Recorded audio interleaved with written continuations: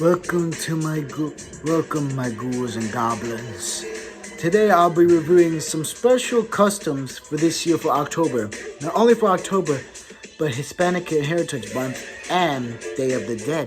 This will be separated into three parts for the for this month for this month.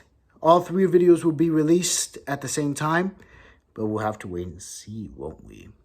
So anyway, guys, today for the first custom I decided to review is my custom El Silbon, the Whistling Man.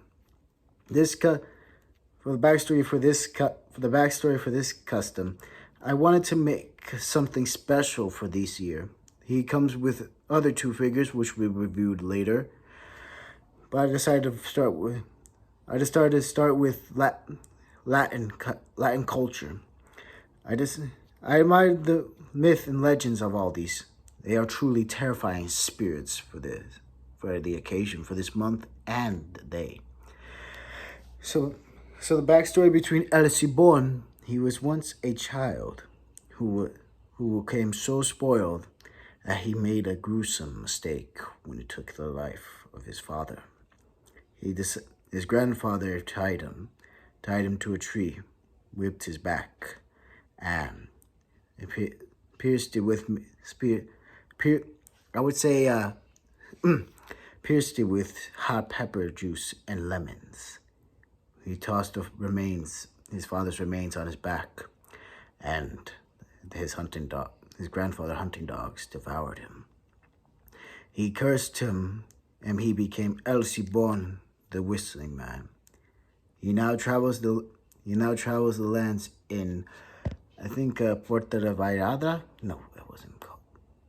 Anyone who's heard of this legend know where he haunts his grounds. But anyway, he carries a collection of bones, and he punishes those who've done wrong on life.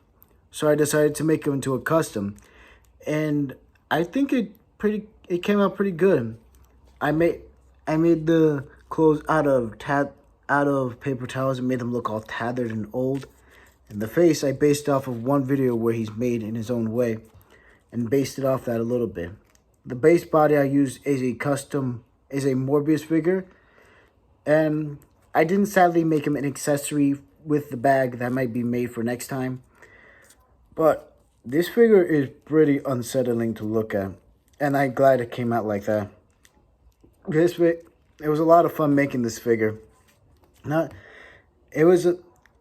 like I said, it came out pretty good. The detail and sculpting, I tried to get like a corpse look, but it came out more tan and peached. But I'm glad it kind of looks like that a little bit. I hunched over the back so it kind of looks like that his back is tender and hunched over, where it looks like he's carrying his bag. Sadly, no extra alternate faces, but I don't need it because he looks good as it is. And speaking of the articulation, head is on a ball joint. It can look up that far. With the back, it can look way far. Look down that far. Head, since on the ball joint, it can do a swivel. Arcing back that far, front that far, and back that far.